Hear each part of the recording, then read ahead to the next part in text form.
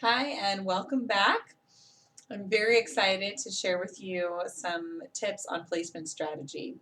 My goal is to keep everything in these videos really short, really quick, so let's just dive right in. Okay, and I love whiteboards, so this is really exciting that it works. So let's start with this. Let's say, here's you, okay? This is you. You're happy. You just joined Vemma. And you've got two spots underneath you, okay? You're building two teams, okay? This is like your two team leaders. You're going to build two organizations. If you want to be one of the top earners, you're going to think of yourself as building two massive organizations, okay? My Uncle Matt, he's got literally tens of thousands of people in his organizations down below him. Now, these two top people, they may or may not end up being your two best people.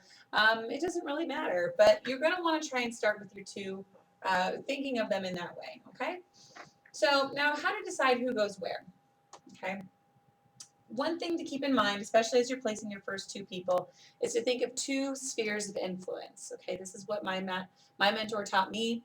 So think of two spheres of influence, because what's going to happen is these people, they're both on your team, but they're not on each other's team because they're not connected, okay? So the volume and the bonuses, it accumulates upwards up this line. It doesn't accumulate across. So these two people now are not on the same team.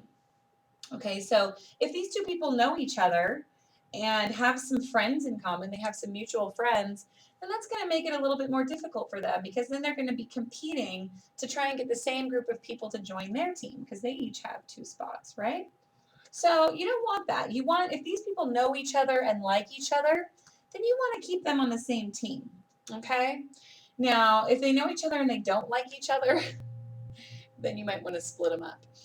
So this goes for like family members that don't get along, and anything else you can think of really in that respect. Um, two spheres of influence. Okay, maybe one is like work, one is school, or one is like warm market, one is leads. It's really up to you how you want to do it, but just keep that in mind that if they know each other and they have mutual friends, you want to keep them on the same side. Okay. Now, next, let's say you enroll your first two people. Great, good for you. And then you find a third person who you're going to enroll, okay? And maybe a fourth and a fifth. So where do you place them? Do you start filling them in like this? No. We don't want to do that, okay?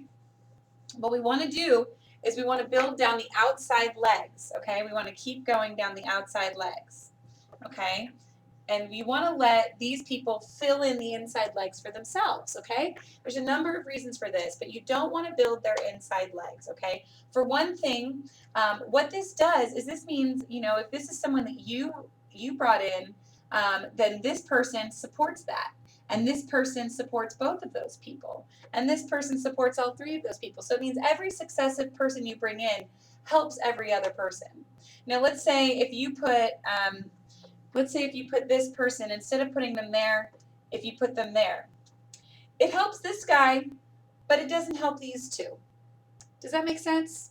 I hope it does, because I don't really know how else to explain it. So you want to put everybody in line, okay? So that way everybody helps everybody, okay? Same thing over here. Now, let me use a different color and show you. Let me show you. Is green going to work? Is it going to show up? How about pink? That'll work. Okay. So, pardon my lack of preparation here. So, what you want to, talking about building down the outside legs, right? So that's going to make sure that everybody supports everybody. Now, when you've got this person, I'm using a different color because that's going to be this person enrolled. So you enrolled everybody in blue, and now this person is going to enroll the people in pink. So now this person's going to build down their outside leg. Does that make sense? Okay? You're going to teach them to do the same thing. And the reason that you don't want to build someone's inside leg for them is because this is about duplication. Okay? This is about doing what you do. And if this person never has to do anything to make a check, then what are they going to teach the people that are below them? To never do anything, right? So your duplication is going to stop pretty quickly if you do that, okay? So what you want to teach people is that, yes, I will help you. Yes, I will support you. I will do half of the work for you. But if you want to make money and earn a check, you're going to have to step up and build your inside leg. Okay? Now, another question, do you give away the enroller? Okay, what does this mean? So let's say when you sign these people up, you're going to yourvema.com website. Like I showed you, you could go to the vemacoach.vema.com, right? And I'm signing all these people up under my name. Okay, these people are being personally enrolled by me. Even if they're not directly under me, I'm still personally enrolling them. Okay, and then maybe this person, then maybe they start enrolling people down their outside leg too. Okay, so then it starts going back and forth, and we're both adding to this leg.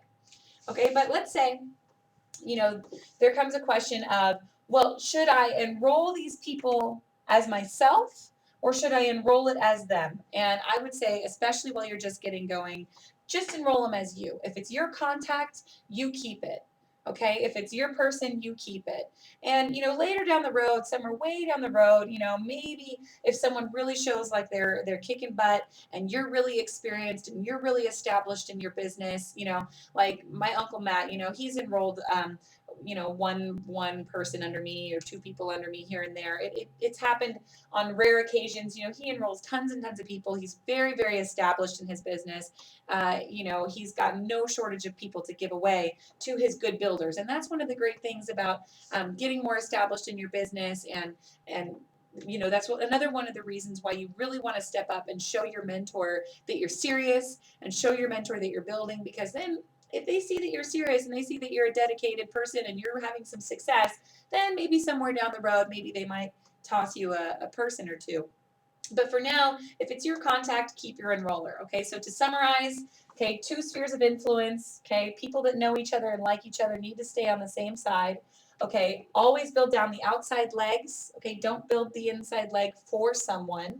Okay, there's exceptions, but that comes way, way down the road. And then keep the enroller status. Okay, enroll these people. If they're your contact, keep them as your personally enrolled. Okay, don't give those away. If you really feel like you want to give it away, then come talk to me first and we'll talk about it and I'll help you strategize. Okay, that's a strategy question. Remember, this whole thing is about placement strategy. So this is one of the things where your mentor and someone like me, we're really here to help you. You can get the basics of how to click buttons and how to use a website and how to set up a Gmail account from a video. But when it comes to strategy, if you have questions, this is exactly the kind of thing that you want to really rely on your mentors for. Okay, so call them, email them, ask them if you're not sure. It's better to get it right the first time, okay, because you can't change it once it's done. Okay, you really can't change it once it's done, and so you want to get it right. So if you're not sure, ask. Okay, this is one of those things where I said save the good stuff for me. This is the kind of stuff that you want to get in touch with me about. And if you've got a case that you're a case by case basis type of thing that you're really not sure about, let me know and ask me, and I'm happy to help and explain it for you. Okay, so that's placement strategy. That's how you should build your downline, and that's how you need to teach your people to build their downline. That way, we're all building it in the same way. Because imagine what's going to happen, right? If I'm up here, way up here above, you can't even see my hand. I'm so far up there.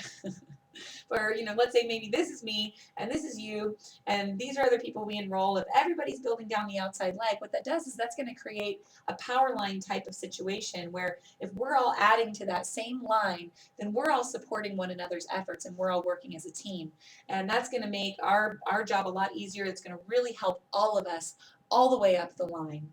So definitely do that. Don't just randomly build on people's inside legs. Be strategic, be systematic, and be consistent.